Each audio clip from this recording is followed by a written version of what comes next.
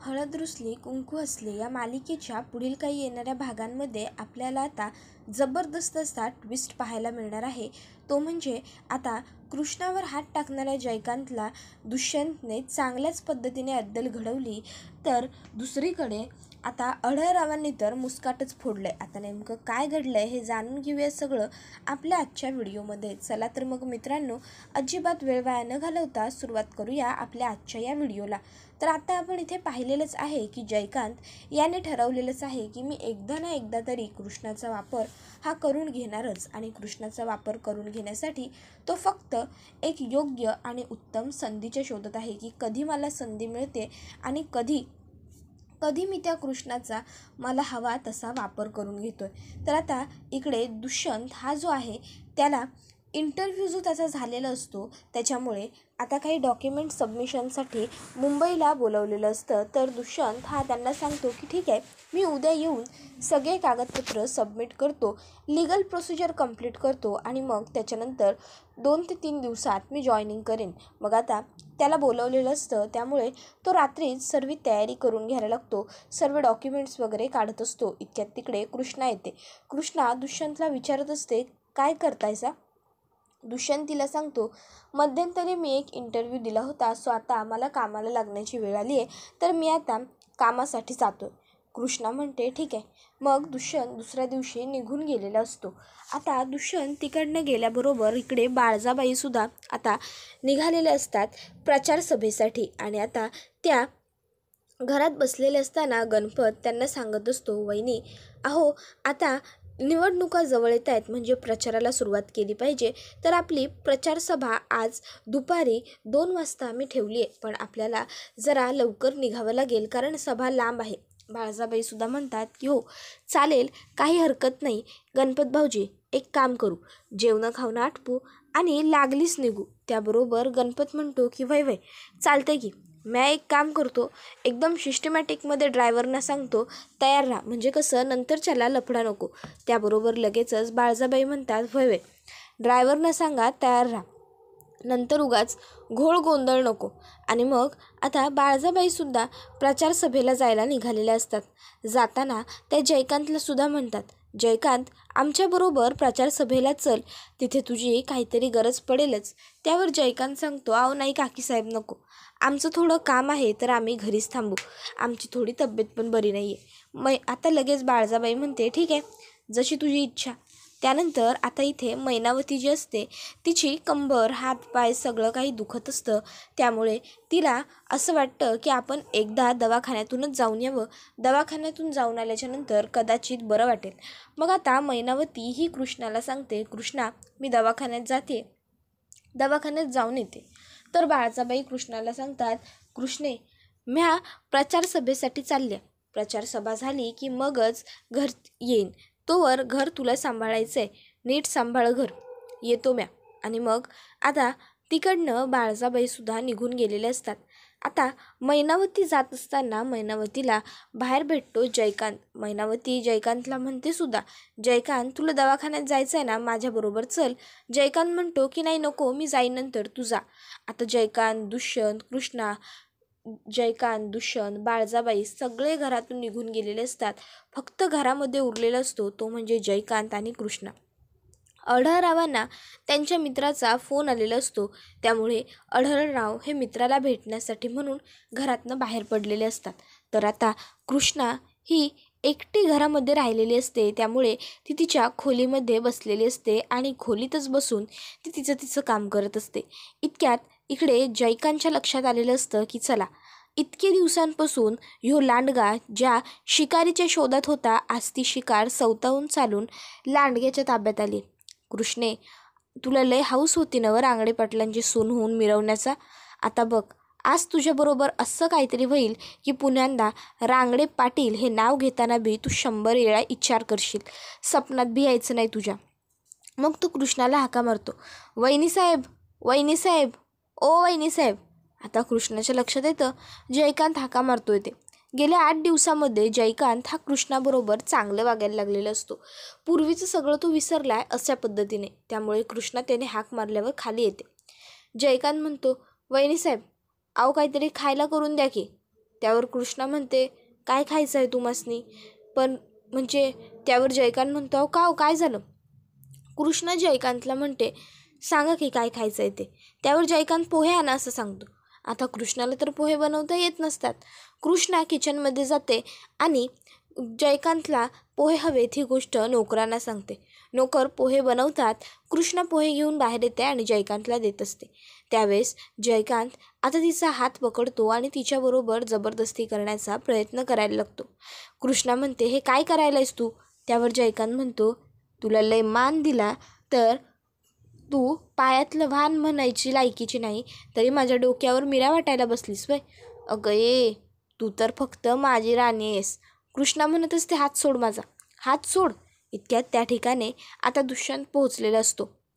Dushyant charger न्यायला विसरलेला असतो. आता दुष्यंत जसाच तिकडे येतो तसा जयकांत घाबरतो. जयकांत हा कृष्णाचा हात लगेचच सोडून देतो. कृष्णा जयकांतच्या एक थोबाडीत मारून देते आणि लगेच आता जयकांत म्हणायला लागतो, दादा, अरे मी काय नाही केलं. भावड्या, माझ्यावर तुझा विश्वास नाही आहे का? अरे तुझा भाऊ आहे ना मी कसं असं काहीतरी वागेन वाईट वंगाळ? अरे तुझी बायको हीच मला म्हणत होती की मला कसं तरी व्हायला लागलं आहे म्हणून. ही स्वतःहूनच माझ्याजवळ आली. म्या नाही, अरे खरंच बोलतोय मी. अरे तुझा विश्वास आहे ना तुझ्या भावावर? त्याबरोबर आता मात्र दुष्यंत याला हे सगळं बघून राग आलेला असतो आणि त्याच्या बाबतीत हे सगळं याच्या अगोदरसुद्धा घडलेलं असतं. त्यामुळे त्याला ते सगळं पुन्हा रिकॉल होतं. तो तिकडनं वरती निघून जातो. कृष्णाला वाटतं की याचा अर्थ दुष्यंत सरकारांचा मायावर विश्वास नाही, त्यासनी माझाच राग आला की काय. मग आता कृष्णा ही तिकडनं जाणार. इतक्यात तिकडं बाळासाबाई, मैनावती, त्याचबरोबर गणपत आलेले असतात. आता ते विचारायला लागतात की काय रे, काय झालं? जयकांत, तू असा गालावर हात ठेवून का उभा आहेस? मग आता लगेचच बाळजाबाईने गालावर हात ठेवून का उभा आहेस, मी काय विचारायला लागले असं विचारल्याबरोबर जयकांतचा नाईलाज होतो आणि मग जयकांत हा बाळजाबाईंना खरं खरं सांगतो. अहो काकीसाहेब, बघा की तुमच्या ह्या सुनबाई ह्यांनी मुस्काटले आम्हाला. बाळजाबाई म्हणतात, काय कृष्णीनं? का? त्यावर मग तो सांगायला लागतो आणि आता तो पुन्हा खोटं बोलतो. अहो आज तुम्ही बी घरात नव्हता, आई बी घरात नव्हती, बा बी नव्हता, काका बी नव्हता आणि आमचा दुष्यंत भाऊ, अहो तो तर त्याच्या इंटरव्ह्यूसाठी डायरेक्ट शहराकडेच गेलेला. मग आमच्या वहिनी साहेबांना आयता चान्स घावला ना आमच्यावर हात टाकण्याचा. आमच्यावर हात टाकला. मी म्हणत होतो की अगं दादाला काय वाटेल काय वाटेल, पण नाही बोलली. आणि आता दादा आला तर बघा काय सती सावित्री बनायचं नाटक करते ते. त्यावर कृष्णा म्हणत असते, ए जयकांत, सांभाळून बोल. मी सती सावित्री बनायचं नाटक का करू? तू म्हणायला लागलायस ना तसं मी काय बी नाही केलेलं, उलट ह्यानीच बाळजाबाई मला. त्यावर बाळजाबाई म्हणतात, कृष्णे, लाज नाही वाटली का ग तुला असं वागताना? आणि गप, जयकांतचं नाव तर घेऊच नको. जयकांतमध्ये रांगडे पाटलांचं रक्त आहे आणि रांगडे पाटलांचं रक्त कधी बी चुकीच्या वळणावर जाणार नाही. आमासनी व्यवस्थित ठावाय, समजलं नवं? त्यामुळं तोंडावर आता. त्याबरोबर लगेचच इकडे पुन्हा लगेच जयकांतसुद्धा म्हणायला लागतो, नाही तर काय वहिनी, आहो तुम्ही असं वागाल ही तुमच्याकडनं अपेक्षा नव्हती. त्याबरोबर मैनावती म्हणत असते, अगं ए पांढऱ्या पायाचे झवणे, तू माझ्या लेकाच्या नादी कशाला लागतीस ग?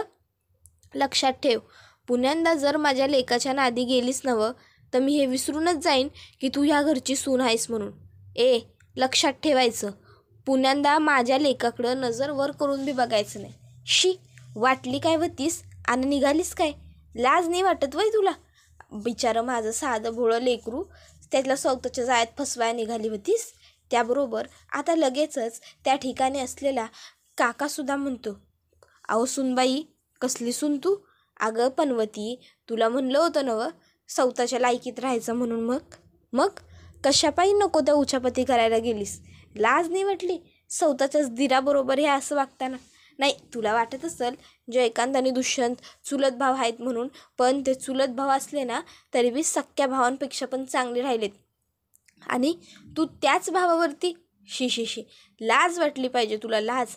बाळजाबाई, खरं म्हणायचं झालं ना तर आपण आता ह्या पोरीला घरामध्ये ठेवूनच नाही घ्यायला पाहिजे. अहो ही असली पोरगी आणि रांगडे पाटलांची सून, अहो नाही शोभत हो, नाही शोभत. उगाच घराच्या नावाला बट्ट्या, काळिंबा ही पोर म्हणजे. त्याबरोबर कृष्णा आता हात जोडते, रडायला लागते आणि म्हणत असते, प्लीज आवा असं काय बी नका बोलू, म्या काय नाही केलं, म्या खरं बोलायलो. ह्या जयकांनं मला हाक मारली आणि म्हणाला, वहिनी भूक लागली आहे, काहीतरी खायला आणून द्या, पव पाहिजेत. म्हणून मी फक्त पवा आणायला गेलो होतो. पवा आणून दिलं आणि मी वरती जात होतो. बरं, ह्यानं माझा हात धरला आणि ह्यानं माझ्यावर जबरदस्ती करण्याचा प्रयत्न केला. मी कशापायी खोटं बोलू? मला काय मिळणार आहे खोटं बोलून? मी खरं बोलायलो. एक डाव कुणीतरी माझ्यावर विश्वास ठेवा की. मला मान्य आहे जयकांत कधी बी खोटं नाही बोलायचा असं तुम्हासनी वाटायलं, पण मी का खोटं बोलू? प्लीज माझ्यावर विश्वास ठेवा. आता कृष्ण जेव्हा पाया पडायला लागते त्यावेळेस दुष्यंत तिकडे आलेला असतो. दुष्यंत कृष्णाचा हात पकडतो, कृष्णाला उठवून उभी करतो आणि म्हणतो, बास, पुरे झाला तमाशा. कृष्णा म्हणते, दुष्यंत सरकार, एक डाव माझा ऐका तरी, मी काय नाही केलं. दुष्यंत म्हणतो, गप्प बस. आता सगळ्यांना वाटतं की दुष्यंतला सुद्धा इथे जयकांतच खरं वाटतंय. तर दुष्यंत हा लगेचच जयकांतकडे बघतो. तर जयकांत आता म्हणायला लागतो, भावा बरं झालं तू आलास, अरे मी खरं काय नाही केलं. दुष्यंत येतो, जयकांतच्या एक खणखणवून मुस्काटात लगावून देतो आणि म्हणत असतो, तू काय करू शकतोस आणि काय करू शकत नाहीस हे मला आणि अख्ख्या गावाला पण व्यवस्थित माहिती आहे आणि इथं उपस्थित असलेल्या आपल्या आईबापाला आणि काका काकीला सुद्धा माहिती आहे. त्यामुळं उगाचच्या उगाच आणखीन जास्त खोटं बोलू नकोस. मला कृष्णावर पूर्ण विश्वास नाही, 100% खात्री आहे की कृष्णा असं काही वाईट विचित्र वागूच शकत नाही. अरे त्या दिवशी ती एवढी दारू प्यायली होती, तिला एवढी नशा झाली होती, पण तरीसुद्धा तिने तिची मर्यादा सोडली नाही. पुरुषांबरोबर वागताना ती मान राखून आणि जपूनच वागली. जर एखादी मुलगी नशेतसुद्धा असं काम करू शकत नाही, तर शुद्धीत भर दुपारी घरात कोणी नसताना ती का असं करायला जाईल? आतापर्यंत जे तुम्ही लोक बोललात ते सगळं मी ऐकून घेतलं, पण आता तुम्ही जर माझ्या बायकोच्या चारित्र्यावर चिंतोड उडवणार असाल तर मग मात्र मी ऐकणार नाही. कारण शेवटी काहीही झालं तरी कृष्णा ही माझी बायको आणि आता कृष्णा हीच या घरची सून आहे आणि या घरच्या सुनेला, आपल्या सुनेला ही अशी नावं ठेवताना तुम्हाला काहीच वाटत नाही का? जयकांतवर विश्वास ठेवायचा, जो गावात गुंडागिरी करतो, जो गावात लोकांकडनं हप्ते वसुली करतो.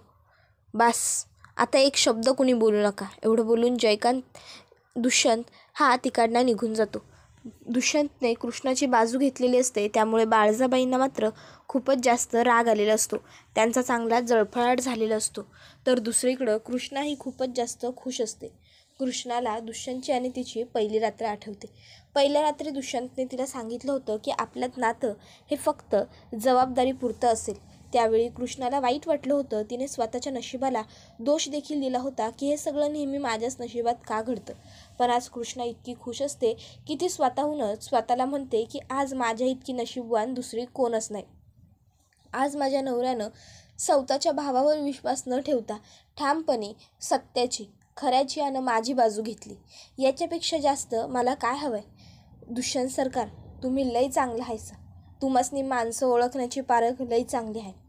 मी तुम्हासनी सबूत देतो. जेव्हा जेव्हा तुम्हासनी माझी गरज असेल तेव्हा एक उत्तम बायको म्हणून मी तुमच्या जोडीला हजर असेल. याच्या पुढं मी तुम्हासनी कधी बी एकटं पडून नाही द्यायचो. आणि मग कृष्णासुद्धा तिकडनं खोलीमध्ये निघून जाते. एकटा जयकांत तिथे उभा असताना आढळराव पुढे येतात आणि आढळराव एक खणखणवून मुस्काटात लगावून देतात जयकांतच्या. जयकांतची सगळी नशाच उतरते. जयकांत म्हणतो, अहो काकासाहेब.